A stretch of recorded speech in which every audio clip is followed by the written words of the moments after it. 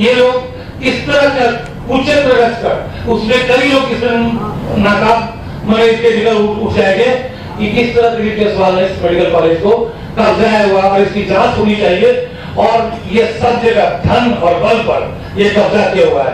करतार सिंह जो सचिव थे, आजीवन सचिव थे, लाइफ ट्रस्टी थे, मैनेजिंग ट्रस्टी थे, जिसको कभी नहीं हटाया जा सकता है, उसको उस ट्रस्ट में क्लियर लिखा हुआ है इस मेडिकल कॉलेज की जो मीटिंग होगी वो प्रेसिडेंट या सेक्रेटरी आउट कर सकते हैं, बुला सकते हैं, लेकिन Dilip Jaiswal so called chief administrator उस मीटिंग को बुलाया करतार सिंह को निकालने के लिए। उसमें एजेंडा भी नहीं था कि करतार सिंह को निकाला जाएगा और वो एक वहां एजेंडा भी ले लिया।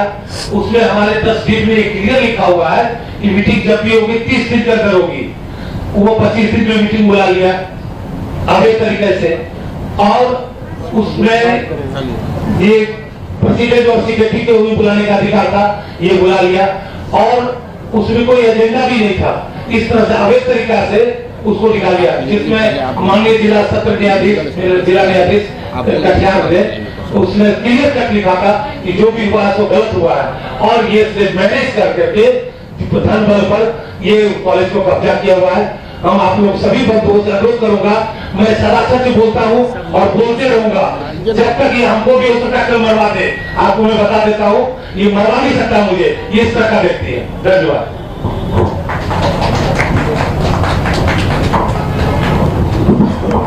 आपने इस कॉलेज के संस्थापक स्वर्गीय सरदार मौलेश्वर सिंह जी के जो बच्चे हैं, 3 से आपको हम लोग सीधे मुखातिब करा रहे हैं और जैसे एक बहन ने बताया कि उनके सारे बच्चे इस बात से सहमत हैं कि इस कॉलेज को अवैध तरीके से इन लोगों ने कब्जा किया है, उस परिवार के लोगों को उससे हटा दिया। 3 लोग आपके सामने मुखातिब हैं, बाकी लोगों को भी हम आपसे मिलवाएंगे। अभी लीगल स्थिति इसकी क्या है उसके लिए आप हम लोग के जो सबसे बड़े कानूनविद हैं इस बिहार में, वाइवी से आप समझिए कि किस तरीके से कानून को तोड़ मरोड़ के उसका गलत फायदा उठाकर अपने पद का, अपने प्रतिष्ठा का, अपने पावर का किस तरीके से ये आदमी ने मेडिकल कॉलेज पर कब्जा किया हुआ है। लीगली आप वाइवी से सुन लीजिए, फिर हम इस बार आपके सवाल जवाब लेंगे। शुरू से ही ये जब संस्था बनी मेडिकल कॉलेज, तो सरदार मौलेश्वर सिंह जो इनों के पिता थे वही ओरिजिनल ट्रस्टी और लाइफ मेंबर बने और उन्होंने मेडिकल कॉलेज अपने बड़े लड़का करतार सिंह और 1-2 आदमी और को मिला के उन्होंने बनाया और वो लाइफ ट्रस्टी हुए। एक 12 नंबर पड़ा क्या उधर? कहाँ खोया रहता है भाई, हमेशा मोबाइल में घुसा रहता है। आपकी महबूबा देख रहा हूँ, ये सब क्या है भैया? हाँ क्या बाइक थी यार, पिंच एकदम। हाँ क्यों नहीं होगी भाई, बाइकर बनने का सपना जो था। फिर ये डुगडुगी गई कहाँ? पापा के साथ साथ सारे सपने भी चले गए। अब तो बस अपने गैराज में बैठा लोगों की डुगडुगी ठीक करता रहता हूँ, और अपने बच्चों के सपनों के साथ ऐसा कुछ नहीं होने देगा। वो कैसे? पहले से लाइफ इंश्योरेंस का टर्म प्लान ले रखा है ताकि मेरे मोंटू के सपनों पे कोई ब्रेक न लगा सके।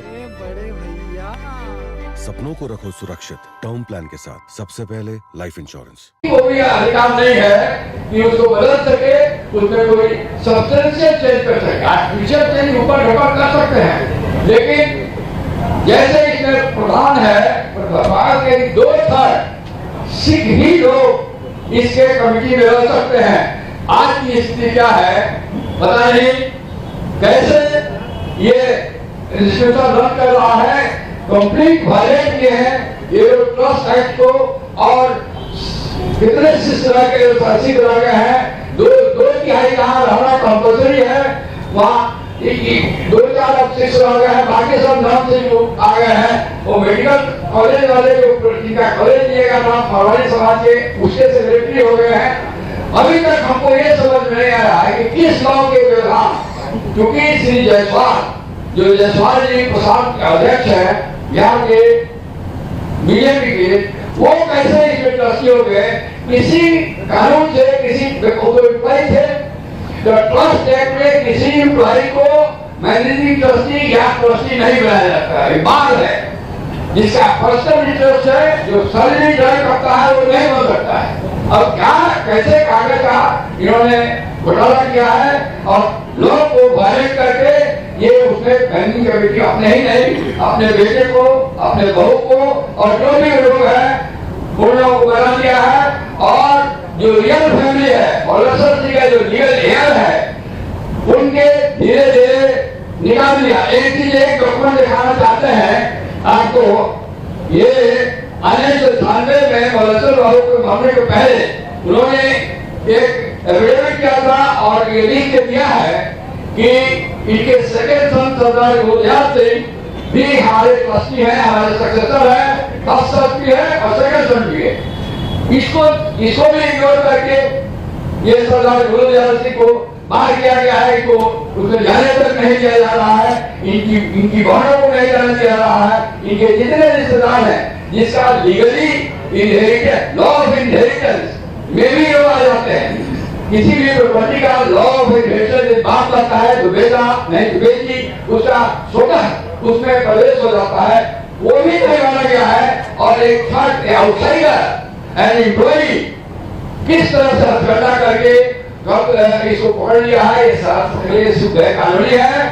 मैंने बहुत ही का केस मोटा मोटी अध्ययन किया है और इन लोगों के लिए मैंने एक रास्ता, लीगल रास्ता खोल चुका है। राजनीतिक रूप से, सामाजिक रूप से तो दबाव श्री जायसवाल पर बनाया जाए, लेकिन कानूनी रूप से भी उनको बेदखल करने का हम लोगों को कुछ रास्ता मिल गया है। उसका विस्तृत चर्चा मैं आज नहीं करूंगा, लेकिन हम लोग लीगल स्टेप करने जा रहे हैं और इन लोगों को मदद करने जा रहे हैं। प्रधान जी के इंसान पर, प्रधान जी के इच्छा से, प्रधान जी के थे हमारे राष्ट्रीय अध्यक्ष, हमारे भारतीय जी से अध्यक्ष, इन सब लोगों का विचार है कि हम लोग पॉलिटिकल लेवल पर तो डीलिंग कर रहे हैं, कानूनी उपाय से इन लोगों को पुनर्स्थापित किया जाए और जो एक्सटेंशन है, जो बारी है, जो फ्रॉड करके उस कॉलेज को कम कैंसिल किया हुआ है, उसको बाहर किया जाए।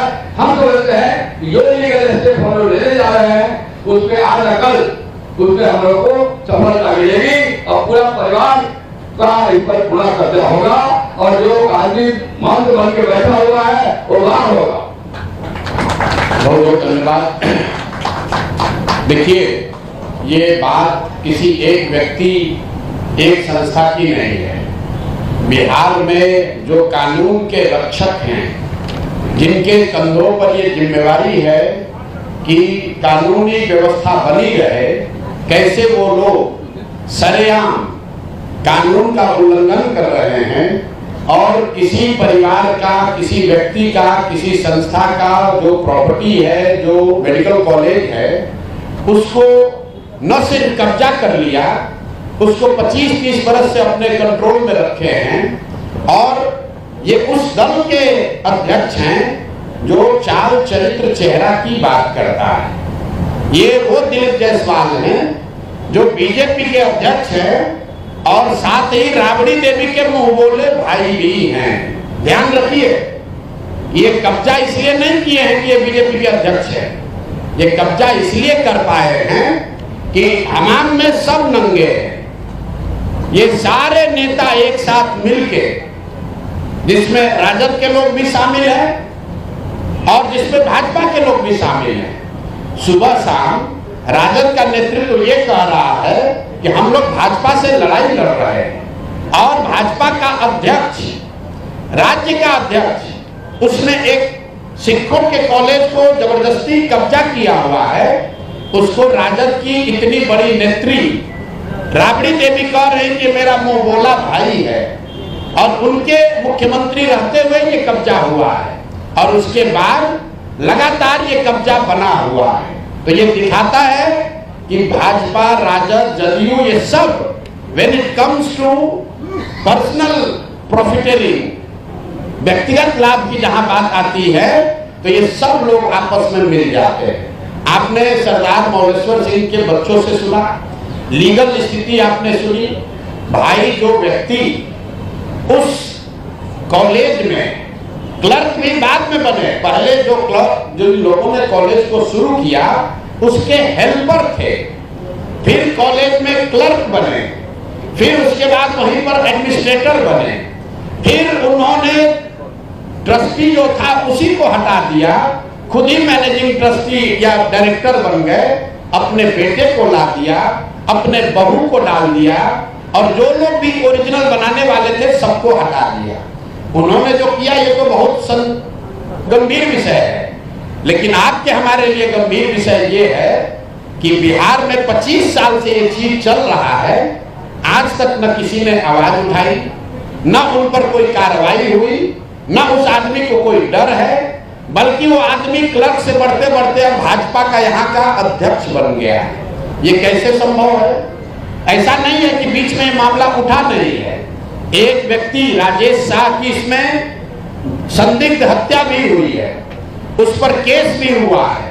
उस परिवार के लोग मुख्यमंत्री के दरबार में नीतीश कुमार से आकर मिले हैं, नीतीश कुमार ने आज उस पर जांच की बात कही है, और जिस एसपी ने साहब को, ये दिलीप जायसवाल को क्लीन चिट दिया है, अपेरेंटली उन्हीं की पत्नी के बारे में कहा जा रहा है कि उसको मेडिकल कॉलेज में एडमिशन देके उनको एमबीबीएस कराया गया है।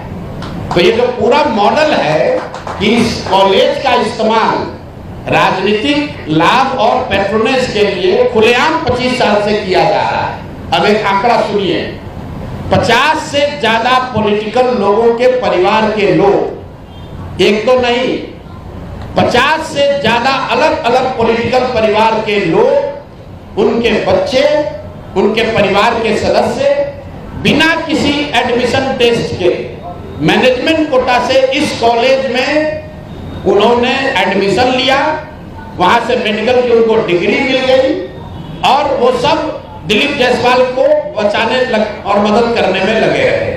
जब भी पिछले 25 वर्ष में दिलीप जायसवाल को कोई परेशानी हुई, जिससे भी परेशानी हुई, उस व्यक्ति को, वो चाहे राजनीतिक नेता था या पत्रकार था, पुलिस वाला था, जुडिशरी का था, या तो उसको पैसे और बल से दबाया गया, अगर नहीं हुआ तो उसके परिवार में किसी आदमी को मेडिकल में सीट देकर इस आदमी ने मैनेज किया।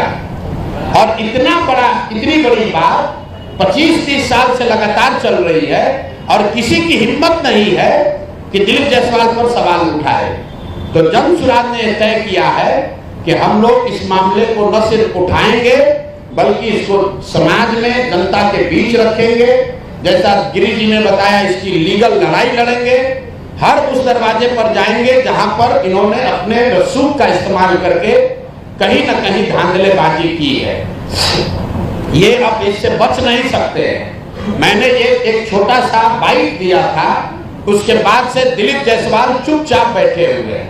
अब आपकी ये जिम्मेवारी है कि जितने आप लोग पत्रकार हैं, तो जो भी भाजपा का प्रवक्ता आता है या जो भाजपा का नेता है अपने को बहुत चाल चरित्र चेहरा वाला बता रहा है, उससे जरा पूछिए कि भाई तुम्हारा अध्यक्ष उस पर सीधे सीधे गबन और जबरन माइनॉरिटी कॉलेज को कब्जा करने, उस कॉलेज का संसाधनों का व्यक्तिगत लाभ के लिए उपयोग करने, हर तरह के गलत काम करने के लिए उसका आप उपयोग कर रहे हैं, उस पर आपका क्या टीका टिप्पणी है? और हत्या का भी उन पर आरोप है, एफआईआर है, राजेश शाह के हत्या का एफआईआर है बजाप्ता साहब पर। वो डिटेल आप नहीं दे रहे हैं, हमको मालूम है। अभी ये लोग हल्ला मचाएंगे तो अगला प्रेस कॉन्फ्रेंस में आपको वो भी डिटेल देंगे कि जो मैंने आपको बताया कि एक जो संदिग्ध हत्या हुई है इनके साथ रहने वाले व्यक्ति की, राजेश शाह की, उसकी बहन, उसके भाई, उसके मां, वो 20 वर्ष से दौड़ रहे हैं, इंसाफ की मांग कर रहे हैं, अभी तक उस पर कोई कार्रवाई नहीं हुई है। कैसे उस केस को पूरा मैनिपुलेट किया गया। 2007 की ये घटना है। कोर्ट में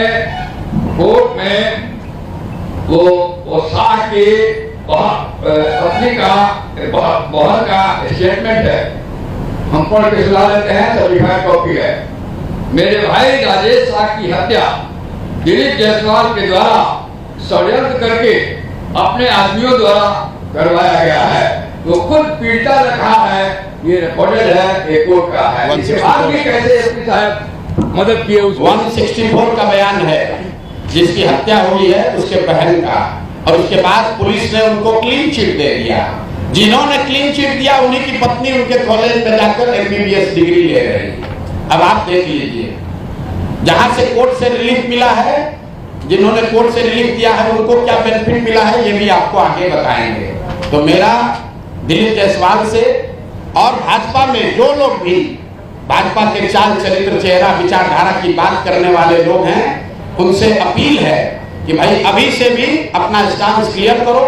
अगर थोड़ी भी शर्म बाकी है तो पद से इस्तीफा दीजिए, और नहीं तो जो अमित शाह जी हैं, मोदी जी हैं, कि उनके माइनॉरिटी कॉलेज को कब्जा करने का आरोप है, उस पर बीजेपी का क्या कहना है। और उसके साथ साथ आरजेडी वाले बताएं कि उन्होंने अभी तक इस पर क्या कार्रवाई की है। 25 साल से भाजपा से लड़ने का दावा करने वाले राजद वाले लोग, ये मुसलमानों के रहनुमा बनने वाले लोग, माइनॉरिटी वंचित की बात करने वाले लोग, तुम्हारे राज में सिखों के कॉलेज पर कब्जा हो गया, उसको तुमने मुंह बोला भाई बना लिया, उस पर आज तक टीका टिप्पणी क्यों नहीं की। आपको बता देते हैं क्यों नहीं की कि लालू जी के जो 2 साले थे, जरा जाकर पता कीजिए कि उन दोनों सालों के परिवार के कितने लोग इसी मेडिकल कॉलेज से गलत तरीके से डिग्री लेकर डॉक्टर बने। नाम हम नहीं बता रहे हैं, आप लोग खोज लीजिए, वो अभी जवाब देंगे तो उनको नाम भी जारी करेंगे कि लालू जी के परिवार के कितने लोग उस मेडिकल कॉलेज से डिग्री लेकर निकले। तो मेरे भाई, ये मिली भगत है, सब आपस में मिले हुए हैं और वहां पर एक कॉलेज को कब्जा किया। जिसने आवाज दी उसको या तो मैनेज किया या उसको मार दिया, उसको दबा दिया। करतार सिंह जी जो वहां मैनेजिंग ट्रस्टी थे, उनको केस में फंसाया, जेल में उनके साथ मारपीट की गई, उनको इतना टॉर्चर किया कि करतार सिंह जी किशनगंज छोड़कर भाग गए। जब वो किशनगंज छोड़कर भाग गए, उसके बाद जाकर उनके साथ दबाव में समझौता करके केस विड्रॉ कराया है। तो भाई ये बात पब्लिक डोमेन में आनी चाहिए, भाजपा का भी, उसके साथ जदयू का भी। और एक और बात समझ लीजिए कि 3 बरस लालू जी राबड़ी जी की बात छोड़ दीजिए, अभी नए नए उनके लड़के जो नेता बने हैं, 2 बार जब महागठबंधन की सरकार रही है, दोनों बार स्वास्थ्य मंत्रालय उसका मंत्री राजद के लोग रहे हैं, दोनों बार डिपार्टमेंट राजद के पास रहा है। जदयू वालों से पूछिए कि सुशासन की बात करने वाले नीतीश कुमार 20 साल से यहाँ शासन कर रहे हो, दिलीप जायसवाल को बगल में बैठाकर चाय पीते हैं, सीटों का निगोशिएशन करते हैं, तो क्या आप मानने को तैयार हैं कि मेडिकल कॉलेज पर अवैध कब्जा करने वाले के साथ बैठकर आप राजनीति कर रहे हैं। तो ये हम लोग का आरोप है, हम लोग ने अपनी बात रख दी। अब आपके जो सवाल है वो आप कर लीजिए। इसका दूसरा चरण अभी 7 दिन में जब उनका जवाब आएगा तो फिर जारी करेंगे, इनको छोड़ेंगे नहीं। हर 7 दिन पर लोगों को बताएंगे कि इस आदमी का चरित्र क्या है, और इसके साथ जुड़े हुए लोग चाहे वो भाजपा के हों या राजद के, अब वो बच नहीं सकते हैं। अगर कानूनी तौर पर बच भी गए हो तो पब्लिक के सामने आपको खड़ा करेंगे, और 3 महीना के बाद अगर जनसुराज की व्यवस्था बनी तो आपको आपके साथ क्या होने वाला है अभी से आप समझ लीजिए।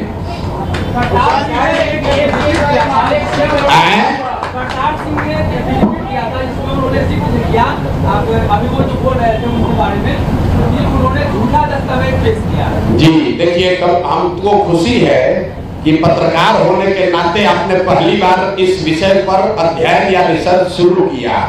बिल्कुल ठीक बात है।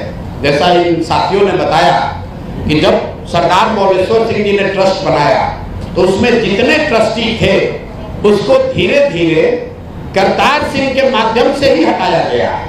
हटाने के पीछे दिलीप जायसवाल थे, क्योंकि उस समय वो एडमिनिस्ट्रेटर थे।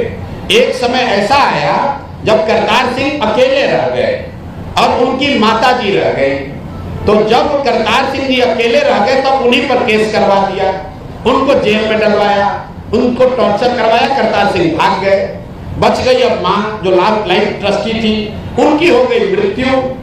तो लाइफ ट्रस्टी के मृत्यु होने के बाद वो पोस्ट खाली हुआ, तो उनके जो लीगल एयर थे उनको जगह मिलनी चाहिए थी, वो मिली नहीं।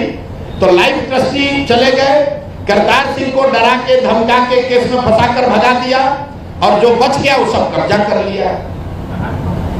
प्रशांत जी, एक सवाल था। चलिए ये तो मामला है, इससे पहले पीएमसीएच वाला जो मामला है जिसको लेकर के जनसुराज हमेशा आवाज उठाई है, उसमें कहां तक पहुंच पाया, उसका क्या कुछ निर्णय? भाई वो मामला इस राज्य में मंगल काल की बात करने वाले अमंगल स्वास्थ्य मंत्री का है।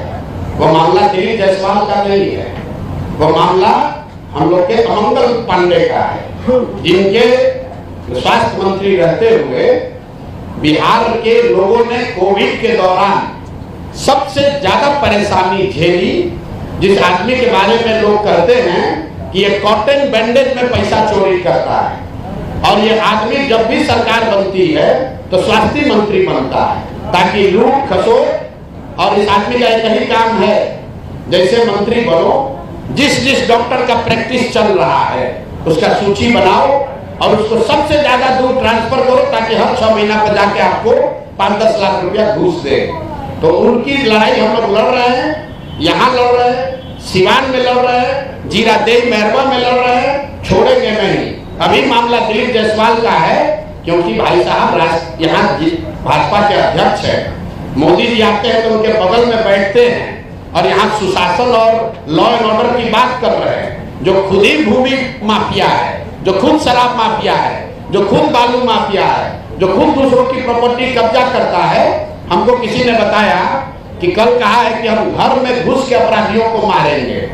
अरे भाई, तुम्हारा पार्टी का अध्यक्ष ही अपराध कर रहा है तो क्या उसको भी मारोगे? उस पर क्या करोगे ये बताओ। कल यहाँ एक हत्या हुई है ना 2 दिन पहले, पूरे बिहार में चर्चा है, खेमका साहब जी को गोली मार दी गई।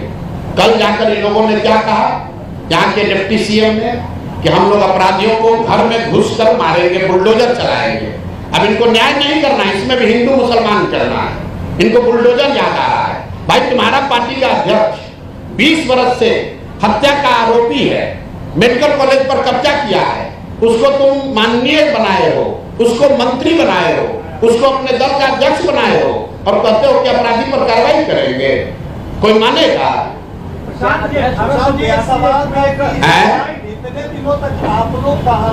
बिल्कुल ठीक बात है, इतने दिन तक कहाँ थे? ये आपका सवाल तो जायज है। भाई हम तो 3 वर्ष पहले बिहार में भी नहीं थे, तो बिहार के दुर्दशा के लिए हम ही जिम्मेवार हैं, क्योंकि हमारे जैसे आदमी को तो पहले आकर बिहार में प्रयास करना चाहिए। और मैं मजाक नहीं कर रहा हूँ, मैं नहीं, सरकार की बात नहीं है, ये मेरा दोष है, मेरे जैसे हर उस बिहारी का दोष है जिसमें क्षमता है, जिसके पास बुद्धि शक्ति थी है, भगवान ने दिया है। और हम लोगों ने इस बिहार में आकर जिस तरह का प्रयास करना चाहिए था नहीं किया, उसी के सुधार के लिए तो 3 वर्ष से इतनी मेहनत कर रहे हैं। लेकिन जब जाके तभी सवेरा।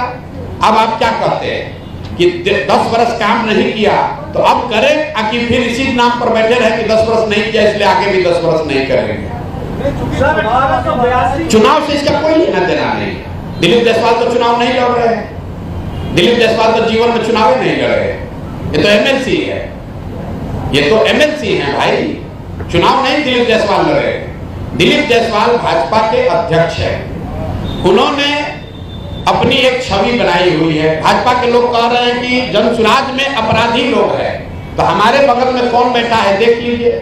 हमारे बगल में देश की सेवा करने वाले लेफ्टिनेंट जनरल बैठे हुए हैं, हमारे बगल में देश की सेवा करते हुए 3 देशों में राजदूत रहे मनोज भारती बैठे हुए हैं, हमारे बगल में 2 टर्म के एमपी उदय सिंह जी बैठे हैं, हमारे बगल में इस राज्य के सबसे बड़े वकील वाईवी गिरी बैठे हुए हैं, और उनके बगल में कौन बैठा है?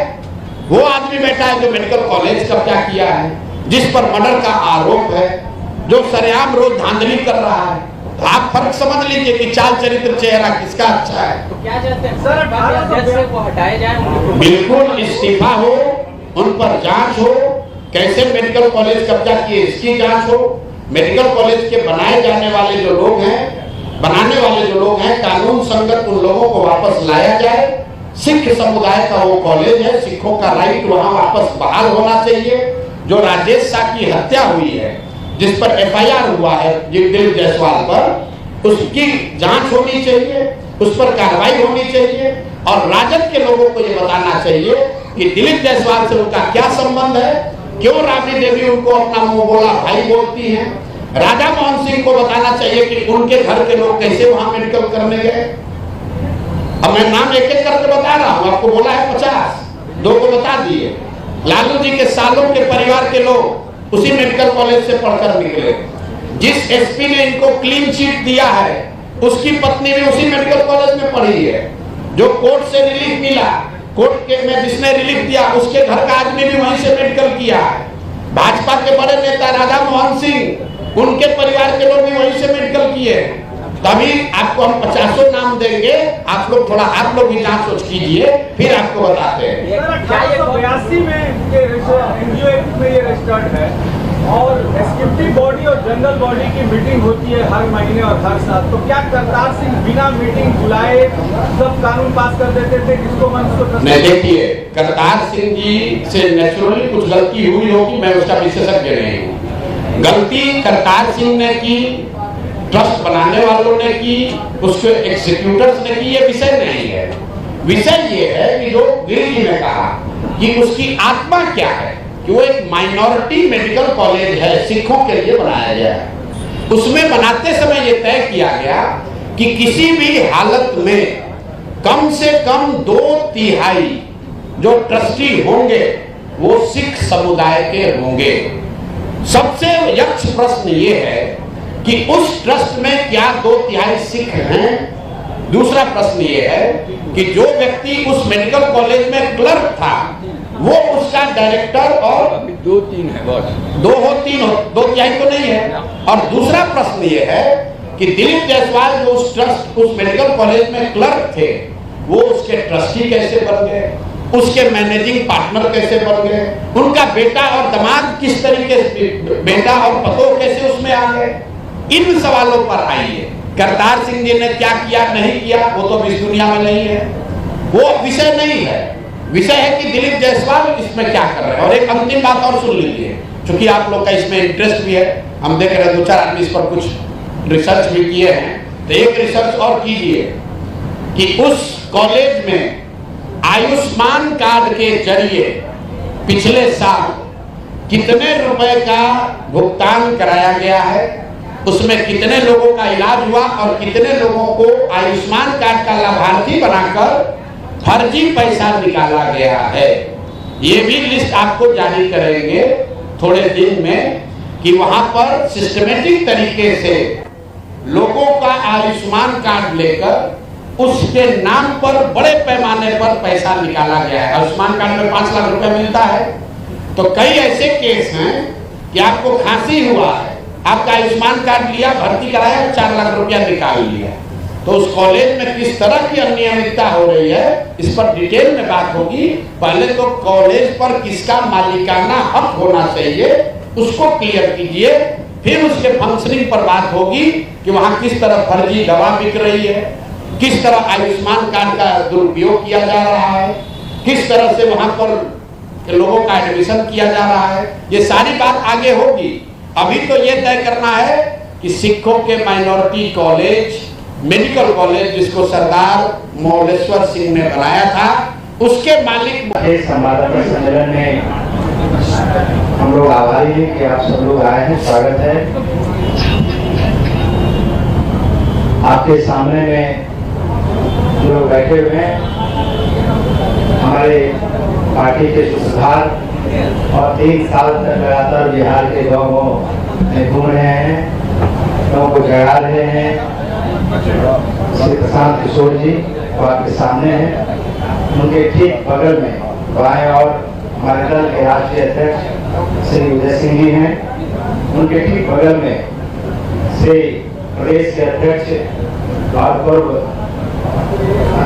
भारतीय फौरन सेवा के अधिकारी श्री मनोज भारती जी हैं, उनके बगल में जनसुराज के पहला विधान पार्षद श्री अफाक अहमद साहब हैं, उनके बगल में जो व्यक्ति बैठे हुए हैं उनके बारे में आपको बताना चाहता हूं, वो श्री विजय कुमार मिश्रा जी हैं, लेफ्टिनेंट जनरल जो पिछले साल ही रिटायर किए हैं। विजय कुमार मिश्रा जी